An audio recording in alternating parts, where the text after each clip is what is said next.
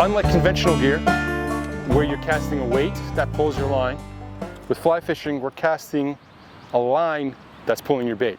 Now, the way we do that is the fly rod's got a flex in it, the line has a taper in it.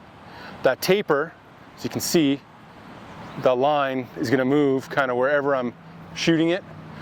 What that taper does is transfers the energy I'm creating by moving this rod into that line, and because it's tapered, it kind of funnels down and continues through the rest of my line toward my fly. Now, the only way that I'm going to be able to move this fly line is if everything's under tension. If my fly line is all slack and I try to move it, that fly is really not going to go anywhere. But if I can get this so my whole fly line is moving at once, you see that rod flexes?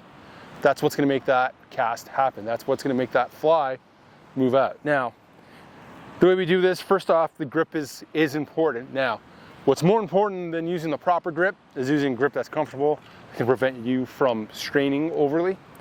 But what I suggest most new fly fishermen start with is a grip with your thumb on top. And the reason I like this is because your thumb is going to mimic the tip of your rod. And the reason that's important is your line is going to follow the path that your tip of the rod draws. So it's not that important what your rod is doing as much as it is the tip of your rod. Do that drawing. So if the tip of your rod goes from here, goes up, comes down, your fly line is going to continue to go down. If your fly line continues to go down, your cast is going to crash down in front of you. When the line's coiled up like this, I got 30 feet of line out, but I'm only out 10 feet in front of me, right? What I want to see is my line straight out, because now I have 30 feet of line out and the fly's out 30 feet in front of me. The way we're going to accomplish that is by taking the tip of your rod, and I'll go sideways to the camera here, taking the tip of your rod and moving it in a straight line. And the reason that works is because we say casting, but really what we're doing is we're taking this line and we're having it unroll.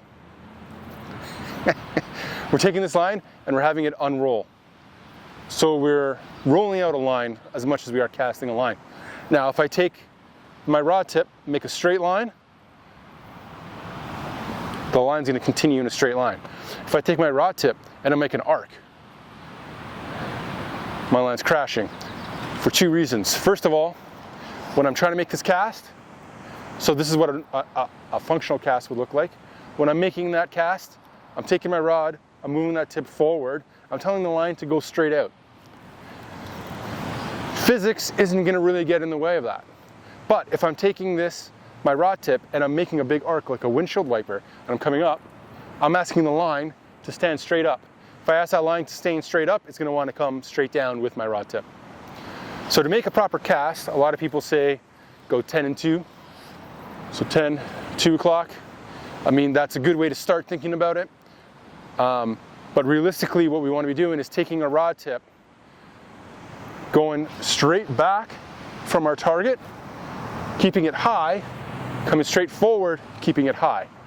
The reason we want to keep it high is because that's going to allow the tip of our rod and our thumb, if you see my thumb, is drawing a straight line. Straight line from here to here. I'm not doing a big arc with my thumb. It's not all wrist. I'm taking the rod, I'm moving it from here, drawing a straight line back to there. The other aspect of it, so it's not just about making the straight line, it's about how you start moving the line and how you stop moving the line. So it's how you start moving the rod and how you stop moving the rod. So the way we break that down, when we're picking up the line off the water to begin our cast, make our first back cast, we're going to start slowly, bring it back, speed up, and stop abruptly. So it's a slow start to a quick stop. And the easiest way we do that is by a little bit of wrist movement. Now, you might see people casting like this.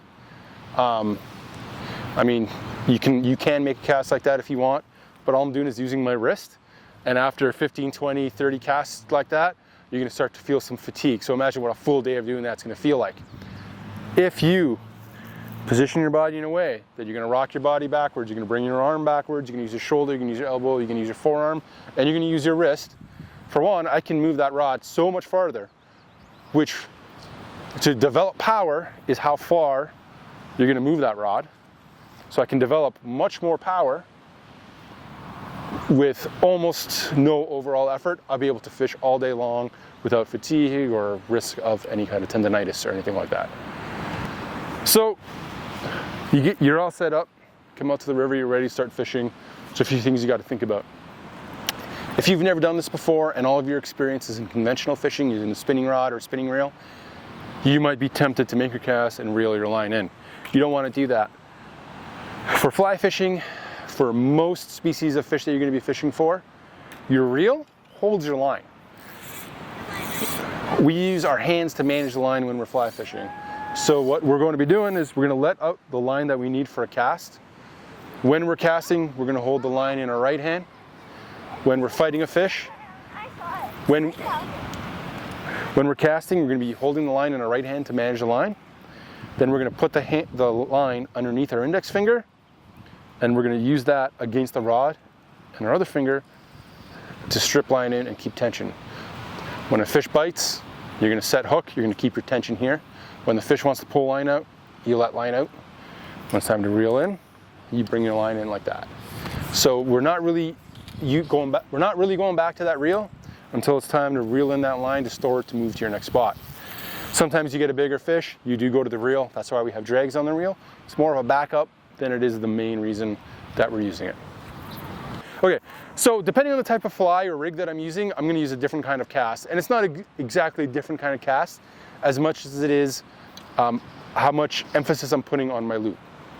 The tighter your loop, the more wind you can push through. But the problem with a really tight loop, if you're using something like a nymphing rig, where you have a strike indicator and then you have a heavy nymph, if you use a really tight loop, that's going to want to sink a little bit and it's likely to catch your line. If you're using a really big heavy streamer, same thing kind of happens.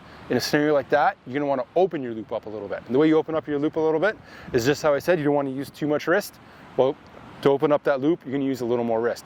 So the less wrist action I put in, the less arc that I'm putting into my cast, the tighter my loop is going to be.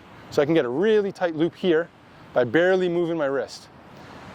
With the dry fly, that fly is going to shoot out there, very little effort, cut the wind, land on the water nice and straight. With a nymph, you're going to tag your own line. You're going to get tangled up and you're going to spend the day untangling lines. With a nymph, I'm going to open up that loop just a little bit. So see how I have a much wider loop now? And all I'm doing is opening up my wrist.